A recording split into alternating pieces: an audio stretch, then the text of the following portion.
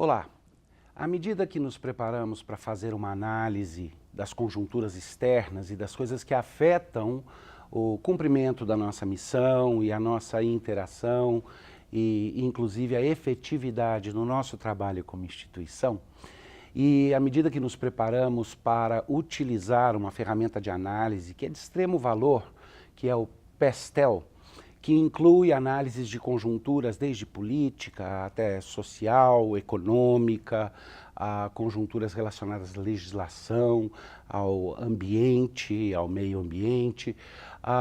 É importante considerar também que há um fator externo, que também é um fator interno, é o mesmo fator que nos motiva, mas ele também tem implicações externas. E seria incompleto para uma instituição como a nossa fazer a análise PESTEL sem levar em conta também aquilo que nós nos acostumamos como chamado de confessionalidade. O problema é que quando se fala de confessionalidade, imediatamente já não é bem claro o que significa. Se olharmos para a nossa identidade institucional, nós vamos ver que a nossa confessionalidade, o momento onde tudo parte, o ponto principal, o princípio do qual decorrem nossa visão, nossa missão, nossos princípios e valores, ela é uma crença específica, uma visão do mundo ou um pressuposto, um paradigma pressuposto, uma lente interpretativa, por assim dizer, de como é que nós vemos o mundo. Essa análise é importante porque ela também tem implicações de conjuntura. Ela não fala somente daquilo que nós cremos e que determina a nossa ação. Ela fala daquilo que nós cremos quanto ao mundo ao nosso redor, o ambiente externo no qual somos chamados a cumprir a nossa missão. A nossa crença começa com a crença de que o mundo tem significado. O mundo não é fruto do acaso, o mundo não é, como disse Shakespeare, um conto contado por um louco que não significa nada, tem muita luz e fumaça e ao final das contas não significa nada. Não, nós cremos que a vida tem sentido porque o universo foi criado. Criado por um Deus que está fora dele, que é acima dele, e que criou este universo não apenas como um universo que possui significado, mas nós cremos que ele criou esse universo exatamente como significado. O universo não só tem significado, ele é essencialmente significado. E tudo que existe nele, as pessoas, as circunstâncias, as situações. Essa crença ainda é elaborada dentro da tradição judeu-cristã, dentro daquilo que nós chamamos de visão cristã do mundo, a visão bíblica, ela ainda é elaborada um pouco mais. Nós cremos que esse mundo foi criado bom. Ele foi criado capaz de cumprir os propósitos que Deus queria. Não só ele não é fruto de acidente, mas ele é um mundo bem projetado, um universo bem projetado. Mas esse universo não se encontra em seu estado original. Há um princípio de morte, aquilo que alguns chamam de poeira de morte, há algo no próprio universo e que nós cremos que foi causado por atos de rebeldia e por um ato de rebeldia do próprio ser humano, que Deus colocou como ápice de sua criação, como um ente reflexo dele dentro do universo criado, e deu a ele governo sobre as coisas, a capacidade de afetar o universo mais do que todas as outras coisas que existem. E por causa de um ato, de uma escolha do ser humano, de um ato de rebeldia, esse universo se encontra numa situação afetada de anormalidade, onde as coisas nem sempre acontecem como deveriam, no espaço limitado da nossa experiência. Mas isso seria desesperador se nós enfatizássemos isso que é chamado, dentro do pensamento cristão, de queda, excessivamente. Se enfatizarmos demais o aspecto da criação e ignorarmos a queda, haverá de nossa parte um romantismo quanto ao mundo de dizer que tudo é bom do jeito que está. Mas se enfatizarmos demais a queda, isso cria desespero. Então a cosmovisão cristã, a visão cristã de mundo, é complementada por uma terceira perspectiva, chamada redenção. É que Deus provê para o homem caminhos para conserto, para melhora, para redimir as coisas, o mundo e as pessoas. Isso, essa visão tríplice, que é essencial na nossa crença, determina que para nós do Mackenzie, a nossa missão seja, à luz daquilo que Deus revela a respeito do universo, do mundo original, do ser humano original criado por Ele, do estado de anormalidade que enfrentamos, Ele nos revela como é que nós nos tornamos participantes nesse processo de transformação, nesse processo de redenção. Existem aspectos disso que são estritamente religiosos, eles têm a ver com as pessoas experimentando em seus próprios corações o efeito de uma ação redentora de Deus. Mas ele tem, por analogia, aspectos que vão além disso e chegam até os pequenos detalhes da vida. Nós, seres humanos, somos consertadores. Nós somos pessoas que querem e devem querer consertar o que está errado e contribuir para a transformação do mundo em direção àquilo que ele deveria ser, daquilo que ele pode ser. É isso que determina a nossa ação no campo educacional, é isso que determina a nossa ação social, mas muito mais que isso, não é somente uma questão de aspectos éticos, intelectuais, racionais, é uma posição existencial de como é que nós vemos a nossa ação como o cumprimento de um propósito transformacional na sociedade. É lógico que para isso nós temos e cremos que temos de Deus um conceito do que é que seria o certo, do que é que seriam os valores transcendentes, as verdades que transcendem lugar, momento, pessoa, cultura e que estabelecem os princípios à luz do qual, os ideais à luz do qual queremos ver transformada a sociedade, a vida de pessoas, os vários círculos de ação, as diferentes esferas que nós chamamos no pensamento reformado de esferas de sabedoria. Bom, esse é um recap rápido do que significa a nossa confessionalidade, a nossa crença, porque assim é possível fazer o link dessa conceituação com os propósitos da ferramenta de análise de fatores externos, que é o PESTEL. Porque a confessionalidade, no nosso caso, estamos trabalhando com o PESTEL-C. A confessionalidade entra como o fator que estabelece a nossa visão do que é o pano de fundo e o contexto geral, dentro do qual os contextos externos todos já mencionados, que fazem parte do acróstico PESTEL, onde é que eles encontram ali seu ponto de fuga, seu ponto de transcendência. É interessante que Jesus, em Mateus 16, nos versos 2 a 3, ele diz para os seus discípulos, chegada a tarde, dizeis, haverá bom tempo, porque o céu está avermelhado. E pela manhã, hoje, haverá tempestade, porque o céu está um vermelho sombrio. E aí Jesus diz para os discípulos, sabeis, na verdade, discernir o aspecto do céu e não podeis discernir os sinais dos tempos?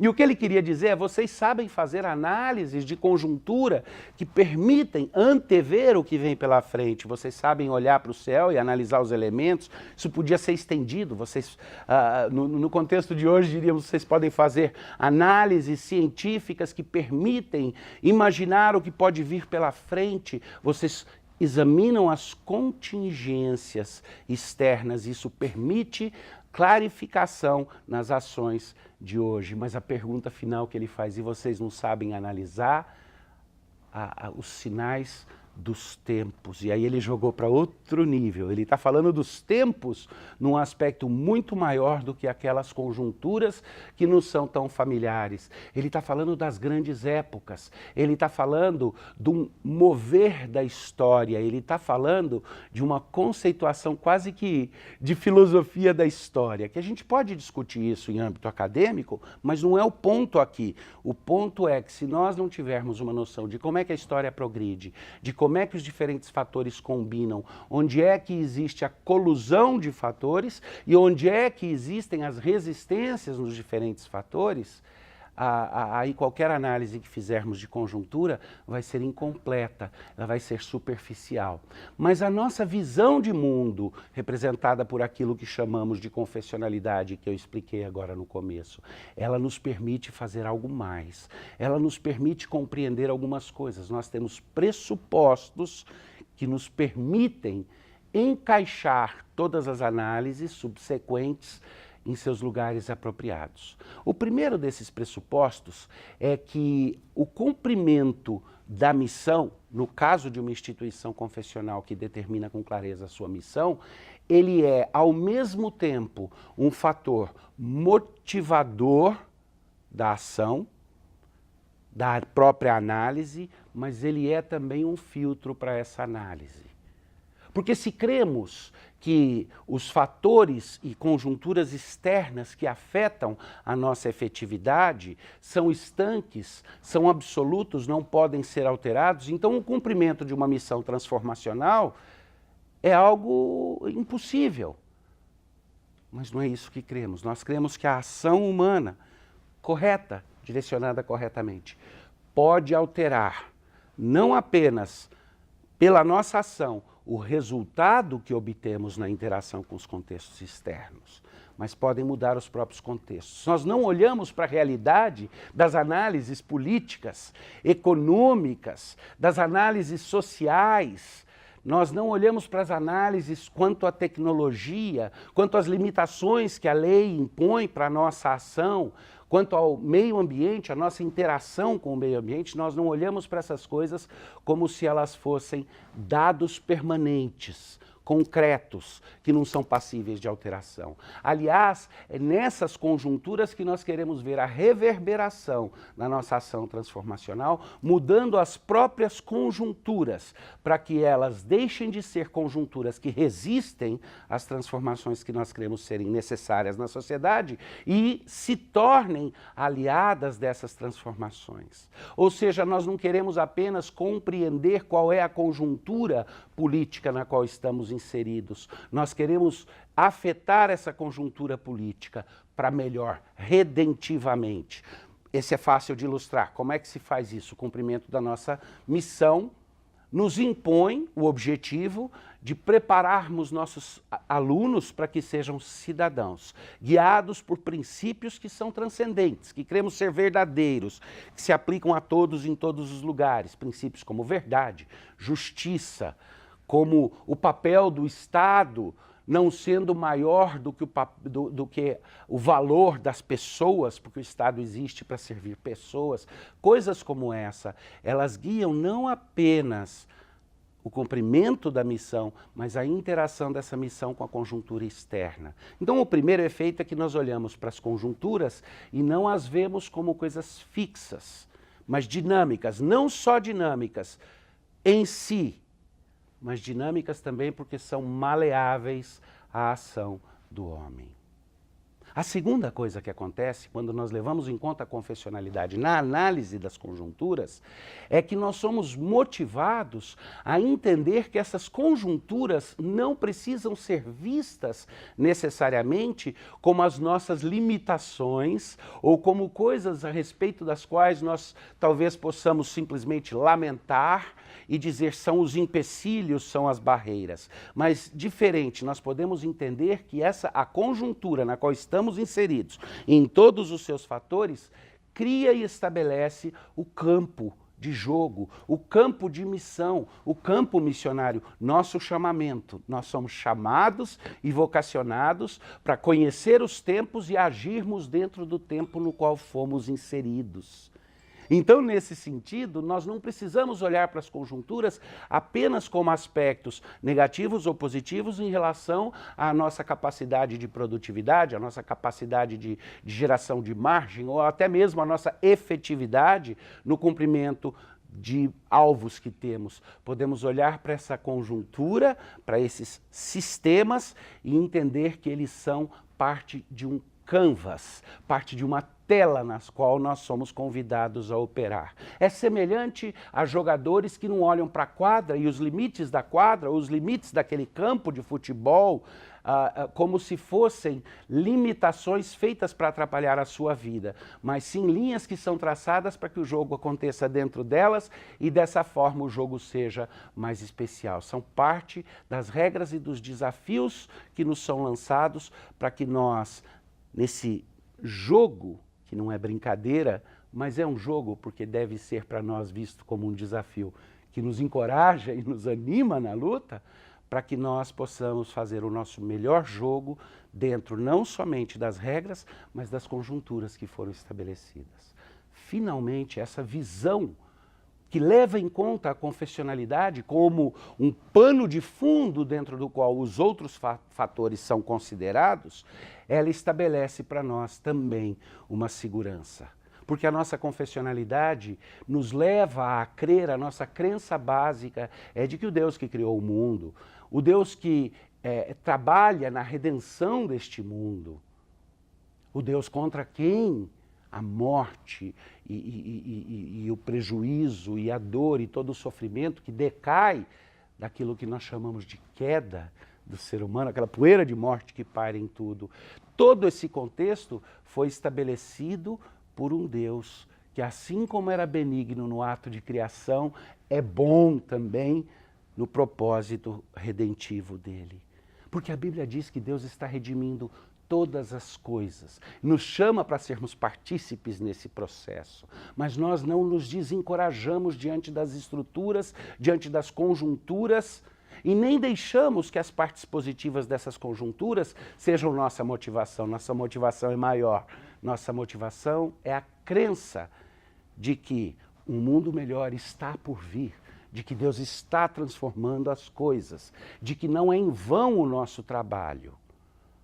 Então, uma ferramenta que é uma ferramenta de análise de mercado, ela é uma ferramenta para analisar as conjunturas nas quais você desenvolve uma atividade originalmente desenvolvida como ferramenta para analisar conjunturas no desenvolvimento de atividades que são atividades que visam lucro. No nosso caso, não muda, só que o conceito de lucro é um pouco diferente. O conceito de lucro não é apenas a margem financeira, mas é a margem de vida. É o que sobra quando toda energia é consumida, é aquela bênção maior que vem quando as coisas são restauradas para os seus propósitos. E é isso que nós precisamos levar em conta à medida que fazemos a nossa análise, à medida que tomamos decisões baseadas nela.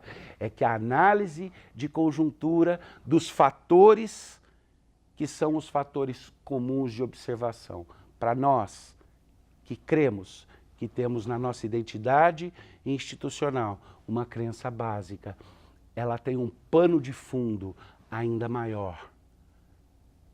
Pestel não aparece no vácuo, mas tem por pano de fundo uma realidade maior, de que Deus está desenvolvendo uma atividade no mundo, que essa atividade diz respeito a indivíduos e a transformação da vida deles, mas diz respeito também à transformação da sociedade, das conjunturas e do próprio propósito da humanidade. Então, que essa seja a nossa forma de pensar a respeito da análise, e então estaremos sendo fiéis àquilo que nós chamamos de confessionalidade, aquilo que confessamos, aquilo que é parte da nossa identidade institucional. Que Deus nos abençoe nesse processo. Obrigado.